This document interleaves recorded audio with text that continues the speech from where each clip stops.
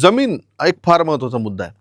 आज अशा शेतकऱ्यांची पपई की ज्या भागामध्ये भरपूर पाऊस आहे, परंतु ज्यांनी उत्तम बेडचं नियोजन केलेलं आहे, जमिनीच्या उतारानुसार बेड ठेवलेले आहेत, अशा शेतकऱ्यांच्या शेतामध्ये पर्क्युलेशन प्रॉपर होत आहे. ज्यांनी मल्चिंग पेपर वापर केलाय, ज्यांनी बेडची हाईट चांगली ठेवलेली, त्यांच्या शेतामध्ये झाडं मेले नाहीत. आणि ज्यांनी अगदी काळ्या जमिनीमध्ये सरीमध्ये पपईची लागवड केली, त्यांची पपई संपली, मेली. 100% त्या ठिकाणी मर येऊन गेलेली. म्हणजेच काय, अपवादात्मक जिथे ढगफुटीसारखा पाऊस असेल किंवा एका दिवसात 100 मिलीमीटर पाऊस होतोय, एका दिवसामध्ये महापूर येण्यासारखा पाऊस होतोय, अशी परिस्थिती जर सोडली तर ज्या शेतकरी बांधवांनी पपई लागवडीसाठी योग्य जमीन आणि योग्य बेड तयार केलेत, अशा शेतकरी बांधवांनी आणि योग्य दिशा पण ठेवली, अशा शेतकरी बांधवांना खूप चांगला फायदा पपई पिकामध्ये बघायला मिळणार आहे. त्यांची पपई त्यांनी फक्त तग धरून ठेवायची पुढच्या 6 महिन्यामध्ये.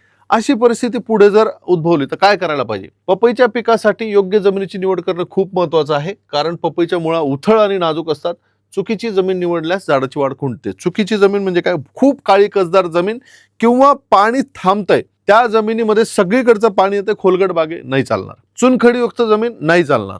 तांबडी जमीन, पांढरी जमीन, निचरा होणारी जमीन आणि ज्या जमिनीमधला सेंद्रिय कर्ब म्हणजे खादाड पीक आहे, हा ठीकठाक आहे किंवा बऱ्यापैकी आहे किंवा जिथे ऑर्गॅनिक कार्बन आहे, अशी जमीन आपल्याला लागेल.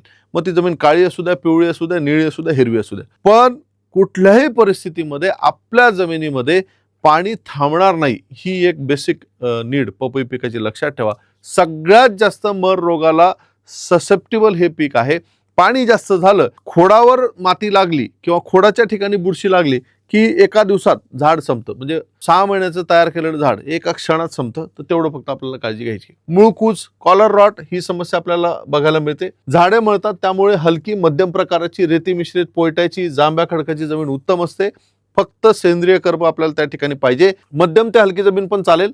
ज्याच्याकडे काळी कसदार जमीन आहे, अशी जमीन जर असेल तर बेड केल्याशिवाय त्याने पपई लावूच नाही. बेड कसा बनवायचा, किती हाईट पाहिजे, किती विड्थ पाहिजे, ते सगळं मी सांगणार आहे. अशा जमिनीत पाणी जास्त काळ धरून राहतं आणि निचरा योग्य होत नाही. सुपीक भुसभुशीत जमीन असावी आणि त्यात सेंद्रिय पदार्थांचे प्रमाण चांगले असावे. जमीन भुसभुशीत असेल तर मुळांची वाढ चांगली होते. पीएच साधारणतः आयडियल जो 6.5 ते 7.5-8 च्या आसपास असला तर चालेल. मेजर की आपल्या शेतामध्ये जर सरफेस फ्लॅट आहे म्हणजे सपाट जमीन आहे तर त्या ठिकाणी पाणी साचता कामा नये. आणि जर काळी जमीन आहे तिला जर स्लोप असेल तर उताराला आडवा बेड त्या ठिकाणी करायचा नाही. म्हणजे बेड हा उताराच्या दिशेनेच आपल्याला घ्यावा लागेल, जेणेकरून पाणी निघून जाईल. उताराला आडवा बेड जर त्या ठिकाणी आपण केला तर सगळं पाणी बेड मध्ये होईल. इथून ते कसं तरी निघालं तरी पुढच्या बेड मध्ये अडेल, परत पुढच्या बेड मध्ये अडेल आणि त्या ठिकाणी मर ही समस्या आपल्याला दिसेल.